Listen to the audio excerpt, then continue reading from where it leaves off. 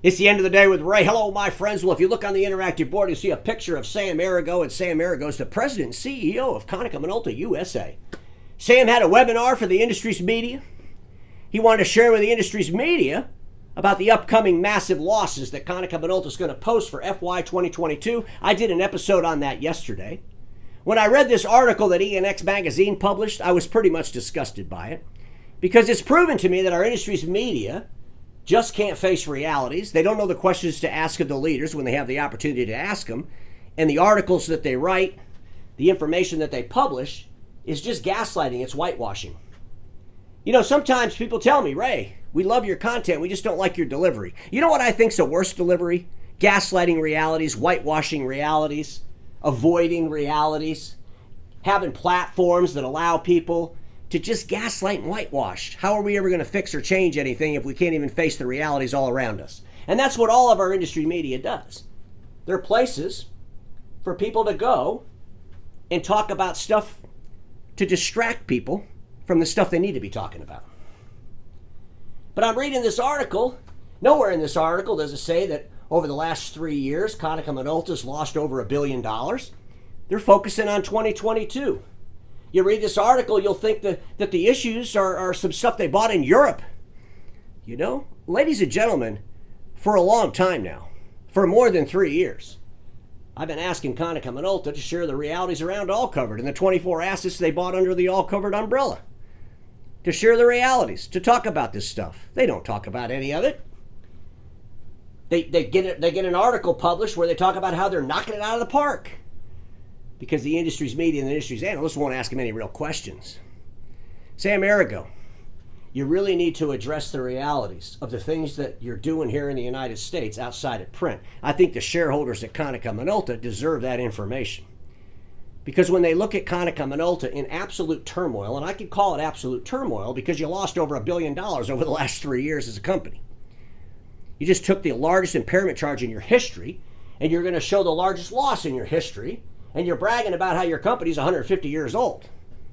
The largest loss in history, and you're 150 years old, I think that should get the attention of everybody in that organization. It should get the attention of the entire financial community, and it should get the attention of everybody that's associated with Konica Minolta.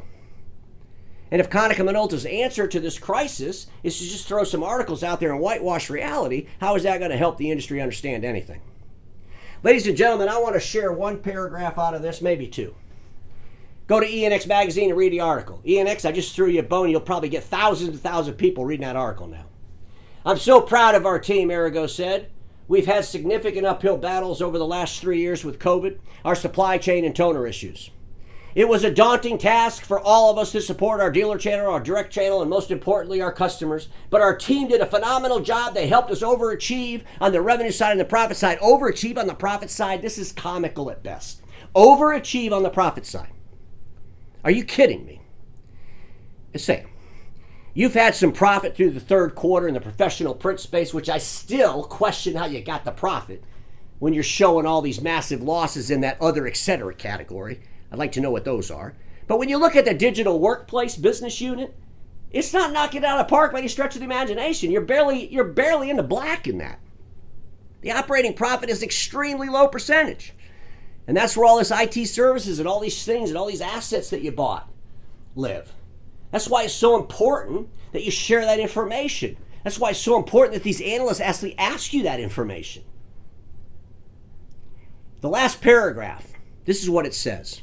We don't have an axe to grind, but man, we have something to prove. And we are fired up. Watch us. We're coming after the market hard, and we're going to get our good name back. We still have the premier provider in the marketplace when it comes to quality of service. Sam, here's what I'll tell you. If you really want to prove something, come on the end of the day with Ray and prove to me. And when you prove it to me, you're going to prove it to a massive audience. How successful All Covered really is. Prove to me, and when you prove to me, you're going to prove it to a massive audience. Just how successful all these services in the workplace hub and all these things you're doing here in the Americas. Just how wonderful and great all this stuff is. Because when you look at the financials over the last 3 years, they prove that it's a disaster. And without the details, we just have to assume that it's a disaster. Like I said, if you really want to prove something, I think now's the time to prove it. Ladies and gentlemen, I want to end with one more slide because I want everybody to think about this, regardless of where you're at in our industry, private equity folks, dealer roll-ups, whatever you're doing in our industry. Back in the 80s, interest rates were really, really high. And guess what? Delusion was weeded out because no one could afford it. Over the last 10 years, interest rates have been in the toilet for the most part, right?